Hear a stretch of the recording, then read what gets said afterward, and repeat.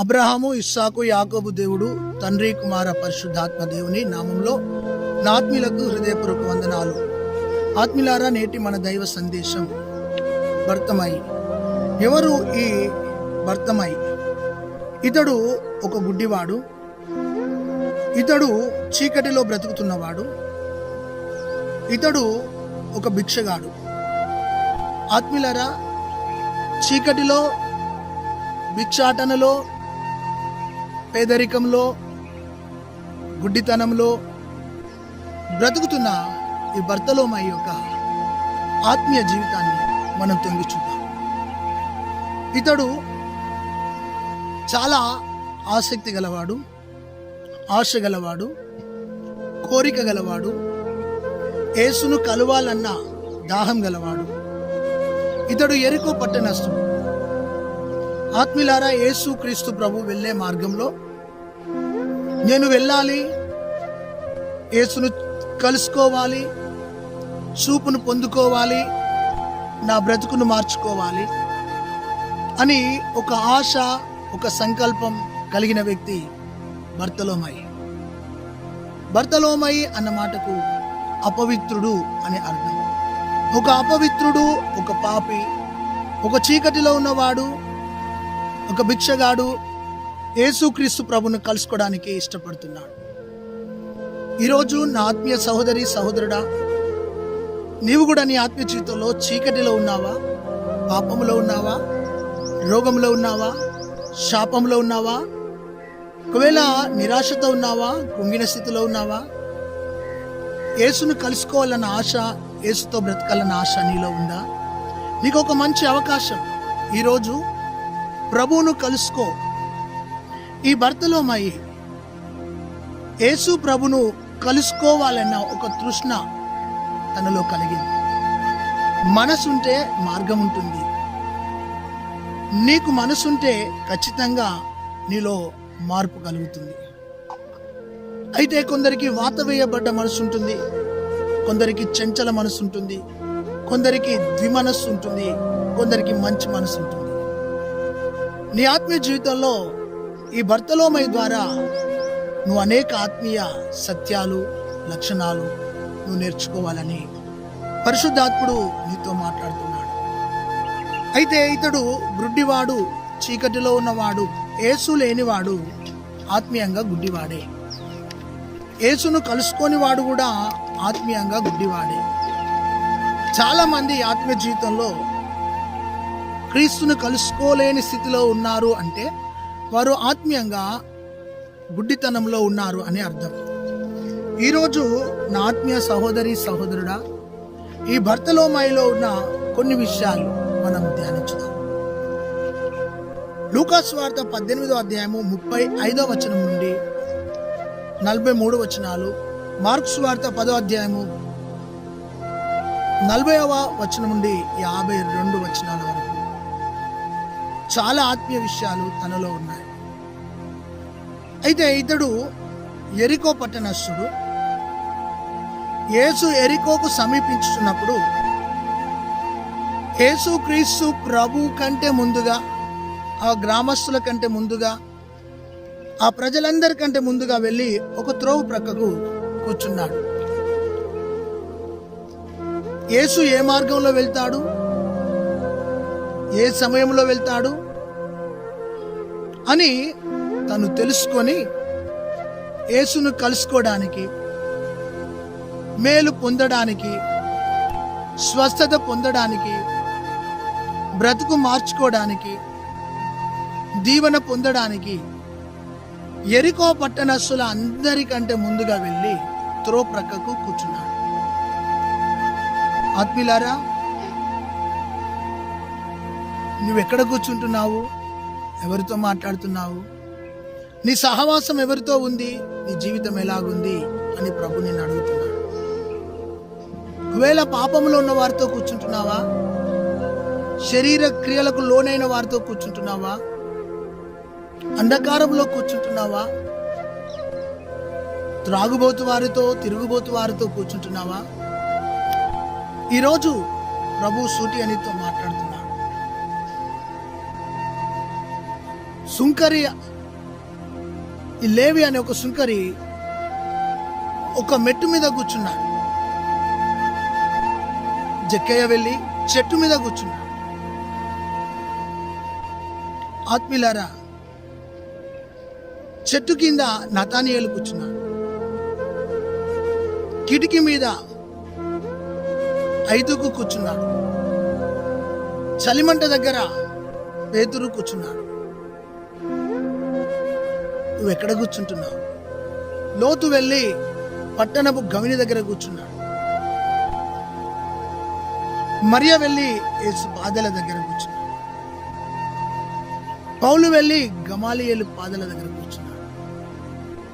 యోహాను వెళ్ళి పద్మాసు ద్వీపంలో దేవుని సన్నిధిలో కూర్చున్నాడు. ఈరోజు నేను ఒక మాట అడగనా? నువ్వు ఎక్కడ కూర్చుంటున్నావు? 2000 దురాత్మలతో పీడింపబడ్డవాడు స్వస్థత పొందిన తర్వాత వాడు వెళ్ళి తన పట్టణంలో ఒక చోట కూర్చున్నప్పుడు అతన్ని చూచి అందరూ భయపడ్డారు. ఈరోజు ఆత్మీయంగా నీతో చెప్తున్నా, నీవు దేవుని సన్నిధిలో కూర్చో, దేవుని పాదాల కాడ కూర్చో.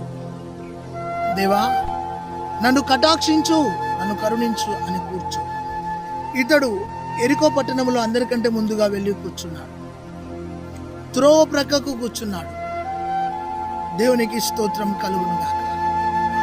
ఎరికోలో ఉన్న ప్రజలు యేసును వెంబడించిన వారు. ఎరికోలో గుడ్డివారిని ప్రభు స్వస్థపరిచినాడు. ఒకడు ఎరికోకు వెళుతుండగా దొంగల చేతిలో చిక్కబడి కొట్టబడ్డాడు. ఎరికోలో 2 గుడ్డి వారు స్వస్థత పొందుతున్నారు. జక్కయ్య కూడా ఎరికో పట్టణస్థుడే. అంటే ఆత్మీయులారా, ఎరికో పట్టణంలో ఆసక్తి గలవారు, ఆశ గలవారు, యేసు ద్వారా మేలు పొందేవారు ఆ ప్రాంతంలో చాలా మంది ఉన్నారు. వారందరి సాక్ష్యాన్ని విని అతడు కూడా బాగుపడాలి, నేను మంచివాణ్ణి కావాలి అన్న ఆశ కలిగి, ఆసక్తి కలిగి, ఆరాటంతో అందరికంటే ముందుగా వచ్చి త్రో ప్రక్క కూర్చున్నాడు. ఆశగల ప్రాణాన్ని తృప్తిపరిచే దేవుడు నా ప్రభు. అయితే ఆత్మీయులారా, లూకాసు వార్త 18:36లో త్రోవలో యేసు, ఆ త్రోవ ప్రక్కకు గుడ్డివాడు, యేసు ఆ మార్గంలో వెలుచుండగా ఈ యొక్క గుడ్డివాడు కేకలు వేయ మొదలు పెట్టాడు. చాలా గట్టిగా కేకలు వేస్తున్నాడు. ఒక చరిత్ర కలిగిన, చరిత్ర తెలిసిన గుడ్డివాడు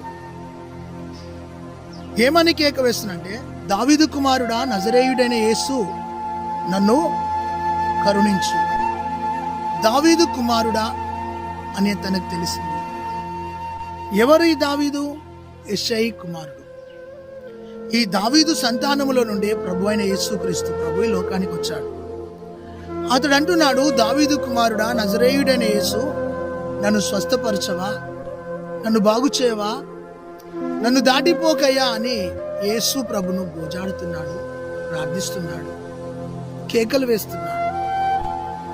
ఆత్మీయులారా, ఈరోజు ప్రభు నీతో చెప్తున్న మాట ఏంటంటే, అతడు కేకలు వేస్తుండగా చాలా మంది అతన్ని ఊరుకోమని గద్దించినారు. ఊరుకోమని అతన్ని గట్టిగా గద్దించినారు. కానీ వాడు మరీ బిగ్గరగా కేక వేస్తున్నాడంట. Praise the lord. నీ విశ్వాసానికి అడ్డుగా కొందరు ఉంటారు, నీ భక్తికి అడ్డుగా కొందరు ఉంటారు, నీ ప్రార్థనకు అడ్డుగా కొందరు ఉంటారు, నీ దర్శనానికి అడ్డుగా కొందరు ఉంటారు, నీ నీతికి, నీ పరిశుద్ధతకు కొందరు అడ్డుగా ఉంటారు. ఆ అడ్డును నువ్వు జయించాలి, అడ్డును నువ్వు గెలవాలి. ఆత్మీయులారా, అతడు బిగ్గరగా కేక వేసినాడు. లూకాసు వార్త 18:38లో యేసు, నన్ను కరుణించు అని కేక వేసినాడు. ఆయన కనికర సంపన్నుడు, కనికరము కలిగిన తండ్రి. ఆయన చెదిరిన గొర్రెలను చూచి కనికరపడ్డాడు. ఆయన ఒక విధవరాలు చూచి కనికరపడ్డాడు. ఆత్మీయులారా, ఆయన దూరముగా ఉన్న ఆ కుమారుని చూచి కనికరపడ్డాడు. ఆయన కుష్ఠిరోగిని చూచి కనికరపడి ముట్టి స్వస్థపరిచాడు. ఈరోజు ఆ కనికరాపూర్ణుడు నీ ఇంటికి వచ్చాడు. కరుణించు ప్రభు అని నువ్వు అడిగితే ఆయన కరుణించేవాడు. కనాను స్త్రీ కూడా ఒక కేక వేసింది, నా కుమార్తె విలవిలలాడుతుందయ్యా అని. సురేఫేనికి ఆ వంశం చాలా గొప్పది, ధనమున్నది, ఆస్తి ఉన్నది, అంతస్తున్నది, గొప్పతనం ఉంది. కానీ నీ ధనం నిన్ను రక్షించదు, నీ బలం నిన్ను రక్షించదు, నీ కులం నిన్ను రక్షించదు, నీ మతం నిన్ను రక్షించదు, నీ క్యాడర్ నిన్ను రక్షించదు, నీ అందమైన చందమైన, నీ బలగమైన బలమైన ఏది నిన్ను రక్షించదు. ఈ సురేఫేనికే వంశానికి చెందిన ఒక ధనవంతురాలు ధనాన్ని, కులాన్ని, బలాన్ని, ఆస్తిని, ప్రాపర్టీని ప్రక్కబెట్టి యేసు దగ్గరికి వచ్చి కేకలు వేస్తుంది. అంతేకాదు ఆత్మీయులారా, కుమారుడు వచ్చి కేక వేశాడు. మత్తయి సువార్త 17వ అధ్యాయం. ఈరోజు ప్రభు నీతో చెప్తున్నాడు, ఇద్దరు గుడ్డి వాళ్ళు వచ్చి, మత్తయి సువార్త 20వ అధ్యాయం 30వ వచనంలో ఇద్దరు గుడ్డి వాళ్ళు వచ్చి కేకలు వేశారు. అంతేకాదు 10 మంది కుష్ఠరోగులు వచ్చి కూడా కేక వేశారు. యోహాను సువార్త 5వ అధ్యాయంలో అక్కడ 2000 దురాత్మ శక్తులతో పీడింపబడ్డవాడు కూడా కేకలు వేశాడు. కేక వేసిన ప్రతి చోట ఒక అద్భుతాన్ని జరిగించినాడు. ఈరోజు నీ ఆత్మీయ జీవితంలో ప్రభు నీతో సూటిగా మాట్లాడుతున్న మాట, ఎవరెవరైతే ఎక్కడెక్కడైతే కేకలు వేశారో ఆ కేకలను విని ప్రభు వారిని బాగు చేశాడు, ప్రభు వారిని స్వస్థపరిచాడు. ఈరోజు ఆత్మీయులారా, నీ ఆత్మీయ జీవితంలో ఎక్కడైతే బలహీనమైపోయి మనుషుల వైపు చూచి కేకలు వేస్తున్నావు కావచ్చు, నన్ను బాగు చేయమని, నన్ను బ్రతికించమని. చాలామంది హాస్పిటల్లో కొన్ని కేకలు వినబడతాయి, అయ్యా నా కొడుకును బాగు చేయయ్యా అని. ఈరోజు ఆత్మీయులారా, నువ్వు ఎన్ని కేకలు వేసినా, నువ్వు ఎవరి దగ్గర కేకలు వేసినా బాగుపడలేని స్థితిలో ఉన్నావేమో, ప్రభు ఈ రాత్రి, ఈ మధ్యాహ్నం, ఉదయం నేను బాగు చేయడానికి ఇష్టపడుతున్నాడు. ప్రభు నన్ను బాగు చేయి అని అడుగుతావా, నేను బాగు చేస్తాడు. అతడు కేకలు వేశాడు. అంతేకాదు యేసు వాడిని చూచి ఆయన నిలిచి, వాడిని పిలువండి నా దగ్గరికి అన్నాడు. ఆ శిష్యులు వచ్చి, నువ్వు ధైర్యం తెచ్చుకో, ఈరోజు నువ్వు బాగుపడబోతున్నావు, నువ్వు ధైర్యం తెచ్చుకో, ఈరోజు నీకు స్వస్థత కలగబోతుంది, నువ్వు ధైర్యం తెచ్చుకో, ఈరోజు నీ స్థితి మారబోతుంది, ధైర్యం తెచ్చుకో, ఈరోజు నీలో గొప్ప అద్భుతం జరగబోతుంది. యేసు వాణ్ణి చూచి కరుణించడానికి ఇష్టపడ్డాడు. ఆ గుడ్డివాణ్ణి నా యొద్దకు పిలువండి, తీసుకొని రండి. శిష్యులు వెళ్ళి, యేసు ప్రభు నిన్ను పిలుస్తున్నాడు అని చెప్పారు. ఆత్మీయులారా, యేసు నిన్ను పిలిచేవాడు, యేసు నిన్ను బాగు చేసేవాడు, యేసు నిన్ను బ్రతికించేవాడు, యేసు నీ తలరాతను మార్చేవాడు, యేసు నీ జీవితంలో ఒక గొప్ప కార్యాన్ని జరిగించేవాడు. నిరాశతో నా గుడ్డివాడు యేసు పిలుస్తున్నాడన్న సంగతి విని తన బట్టను పారవేసి తన పాపాన్ని విడిచిపెట్టి యేసును కలుసుకోవడానికి వెళ్తున్నాడు.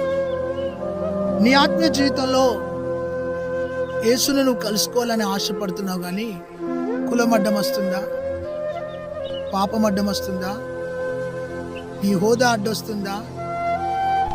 యేసు నిన్ను పిలుస్తున్నాడు. నీ దగ్గర ఉన్న పాపాన్ని విడిచిపెట్టి యేసుని కలుసుకోవడానికి రా. అతడు తన బట్టను పారవేసి దిగ్గున లేచి యేసు దగ్గరికి వెళ్తున్నాడు. వేల ప్రజలు యేసును వెంబడిస్తుండగా ఒక గుడ్డివాడు యేసు ప్రభును నిలిపినాడు. ఒక గుడ్డివాడు యేసును కలుసుకున్నాడు. కలుసుకునేంత విశ్వాసం నీకు ఉండాలి. రెండో రాకడలో కలుసుకుంటామన్న విశ్వాసం నీకు ఉండాలి. గమనించండి, ఈ గుడ్డివాడు యేసును కలుసుకోవడానికి ఇష్టపడ్డాడు. యేసును చేరడానికి ఇష్టపడ్డాడు. యేసు వాని పిలిచి, నేను నీకేమి చేయాలి అని అడిగినప్పుడు, అయ్యా, కొన్ని సంవత్సరాలుగా చీకటిలో ఉన్నా, వెలుగు లేదు, నా కుటుంబాన్ని చూడలేకపోయాను, ఈ లోకాన్ని చూడలేకపోయాను, నేను గుడ్డివాడిగా బ్రతుకుతున్నాను, నువ్వు బాగు చేస్తావన్న సంగతి నేను విన్నాను. ఈరోజు నీ చేతుల ద్వారా నేను బాగుపడాలని ఆశతో, కోరికతో నీ సన్నిధికి, నీ దగ్గరికి నేను వచ్చానయ్యా అని ఆ గుడ్డివాడు యేసయ్యతో చెప్తున్నాడు. యేసయ్య అన్నాడు, నీకేం చేయాలి బాబు? అయ్యా, నాకు చూపు దయచేయవా అన్నాడు. అతడు ఏది కావాలో అదే అడిగాడు, ఏది పొందుకోవాలో అదే అడిగాడు. నిన్ను అడుగుతున్నాడు ఈరోజు, నీకేం కావాలి బిడ్డ? సమాధానమా? నేనిస్తాను. స్వస్థతనా? నేనిస్తాను. రక్షణనా? నేనిస్తాను. పరిశుద్ధతనా? నేనిస్తాను. ఏది కావాలి? ఉద్యోగమా? నేనిస్తాను. గృహమా? నేనిస్తాను. అడిగే ముందు ఈ గుడ్డివానికున్న ఆశ, ఆసక్తి, ఆత్మీయత, విశ్వాసం నీలో ఉందా? నీలో ఆశ, ఆసక్తి, విశ్వాసం, పట్టుదల నీలో ఉంటే నువ్వు అడిగింది నా ప్రభు నీకు అనుగ్రహిస్తాడు. అయితే అతడు యేసును కలుసుకునే ముందు తన దగ్గర ఉన్న ఆ పాత జీవితాన్ని విడిచిపెట్టాడు, పాప జీవితాన్ని విడిచిపెట్టాడు, ఆ పాత బట్టను విడిచిపెట్టాడు. ఇంకా మనలో, నీలో, నాలో పాత స్వభావం, పాత మనసు, పాత బుద్ధి, పాత అలవాట్లు, పాత క్రియలు, పాత పాపం, పాత లోకం, పాత స్నేహం, పాతవి ఏమైనా నీలో ఉన్నాయా? పాతవి నీ ఇంట్లో, నీ ఒంట్లో ఉన్నాయా? పాతవి నీలో పెట్టుకొని ప్రభుని కలుసుకోవాలనుకుంటున్నావా? పాత వాటితోని స్నేహం చేస్తూ పరిశుద్ధునిగా నువ్వు బిల్డప్ ఇస్తున్నావా? పాత వాటిని నీ మనసులో పెట్టుకొని నేను పరిశుద్ధురాలను, భక్తురాలని భ్రమలో బ్రతుకుతున్నావా? అయితే నువ్వు భ్రమలోకి వెళ్ళి బయటికి రా, నీ పాపంలోకి వెళ్ళి బయటికి రా, నీ చీకటిలోకి వెళ్ళి బయటికి రా, నీ వ్యసనంలోకి వెళ్ళి బయటికి రా, లోక క్రియలకు వెళ్ళి బయటికి రా, శరీర క్రియలకు వెళ్ళి బయటికి రా. నీవు జూదంతో ఉన్నావా? నువ్వు త్రాగుడుతో ఉన్నావా? వ్యభిచారంతో ఉన్నావా? కోరికలతో ఉన్నావా? కట్టబడి ఉన్నావా? బయటికి రా. ఆ యొక్క బట్టను, ఆ పాత్రను అతడు పారవేసి యేసు దగ్గరికి వచ్చాడు, రక్షకుని దగ్గరికి వచ్చాడు. అతడు విశ్వాసంతో దేవుని దగ్గరికి వచ్చినప్పుడు యేసయ్య అన్నాడు, నీ విశ్వాసము గొప్పది, నువ్వు చూపు పొందుకో అన్నాడు. అతడు త్రోవలో వెళ్తుండగా చూపు పొందుకున్నాడు. అతడు యేసుని వెంబడించినాడు.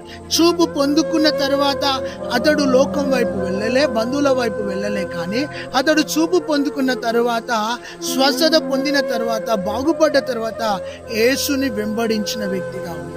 యేసుని కలుసుకోవడమే కాదు, యేసుతో బ్రతకడానికి ఇష్టపడ్డాడు, యేసుతో నడవడానికి ఇష్టపడ్డాడు, యేసుతో కదలడానికి ఇష్టపడ్డాడు. ఈరోజు నా ఆత్మీయ సహోదరి, సహోదరుడా, ప్రభు ఆత్మ నీతో చెప్తుంది, నువ్వు మేలు పొందుకొని యేసు ప్రభుని మర్చిపోయావేమో, ఉద్యోగం పొందుకొని యేసు ప్రభుని మర్చిపోయావేమో. అయితే ఈరోజు ప్రభు చెప్తున్నాడు, యేసును నువ్వు వెంబడించు అని చెప్తున్నాడు. నన్ను వెంబడించువాడు చీకటిలో నడవక జీవపు వెలుగు కలిగి బ్రతుకును అని వాక్యం సెలవిస్తుంది. అయితే యేసును వెంబడించడానికి ఇష్టపడు. ఆయనను వెంబడిస్తే నీకు నిత్య జీవం దొరుకుతుంది, ఆయనను వెంబడిస్తే నీకు నిత్య రక్షణ దొరుకుతుంది. అయితే ఈ రోజున వెంబడిస్తున్నావా? ఆగిపోయావా? అతడు స్వస్థత పొందుకున్న తర్వాత యేసుని వెంబడించెను అని దేవునికి స్తోత్రం. ఆయన వెంట వెళ్ళాను అని ఉన్నది. ఈ రోజున బాగుపడే అంతసేపు, స్వస్థత పొందే అంతసేపు నువ్వు యేసు ప్రభు దగ్గరికి వచ్చి బాగుపడ్డ తర్వాత నువ్వు మర్చిపోయావేమో, దూరం అయిపోయావేమో. ఈరోజు ప్రభు సూటిగా ఈ వాక్యం వింటున్నా నా సహోదరి, సహోదరుడా, నీతో మాట్లాడుతున్నప్పుడు నీ మనసును త్రిప్పుకో, నీ మనసును మార్చుకో, నీ ఆలోచన మార్చుకో, నీ విధానం మార్చుకో, నీ బుద్ధిని మార్చుకో, నీ తలంపులను మార్చుకో. యేసు దగ్గరికి రా. ప్రభు చెప్తున్నాడు, ఈరోజు ప్రభు సూటిగా నీతో చెప్తున్న మాట ఏమిటంటే, నీలో ఉన్న పాపం అనే క్రియలను విడిచిపెట్టి, లోకం అనే క్రియలను విడిచిపెట్టి యేసుని వెంబడిస్తే నిన్ను బాగు చేస్తాడు ఆయన. నువ్వు ఎలాంటి స్థితిలో ఉన్నావు, యేసు దగ్గరికి నువ్వు వస్తే నీ చరిత్రను మార్చే దేవుడు ఆయన. దేవునికి స్తోత్రం. ఆ భర్తమయ్యి అపవిత్రుడు పరిశుద్ధుడని యేసు ప్రభు దగ్గరికి వచ్చి బాగుపడ్డాడని విన్నావే, నువ్వు వస్తావా? ఈరోజు బాగు చేస్తాడు నిన్ను, స్వస్థపరుస్తాడు నిన్ను. ఆయన మతస్థాపకుడు కాదు, లోకరక్షకుడు, పాపుల రక్షకుడు, నిత్య జీవం ఇచ్చేవాడు. ఎంత ఘోర పాపినైనా తన రక్తముతో కడిగి ఆయనను విశ్వాసం ఉంచిన వారు, ఆయన యందు నమ్మిక ఉంచిన వారిని ఆయన నిత్య జీవంలోనికి నడిపించేవాడు. ఆ ప్రభు అన్నాడు, నేనే మార్గం సత్యము జీవం అన్నాడు. ఆ జీవము కలిగిన ప్రభుని నువ్వు వెంబడిస్తే ప్రభు నిన్ను దీవిస్తాడు. ఈరోజు నీ పాపాన్ని, నీ మనసులో, నీ హృదయంలో, నీ శరీరంలో ఉన్న ప్రతి రుగ్మతను ఒప్పుకొని ప్రభు నన్ను కడుగు అని చెప్తే ప్రభు నిన్ను శుద్ధి చేస్తాడు. దేవుడు ఈ మాటలను దీవించును గాక. ఆమేన్. పరిశుద్ధుడా, ఈ వాక్యాన్ని నీరు కట్టి ఫలింపజేసి నీ నామాన్ని ఘనపరచుకోమని యేసు నామములో ప్రార్థిస్తున్నాం.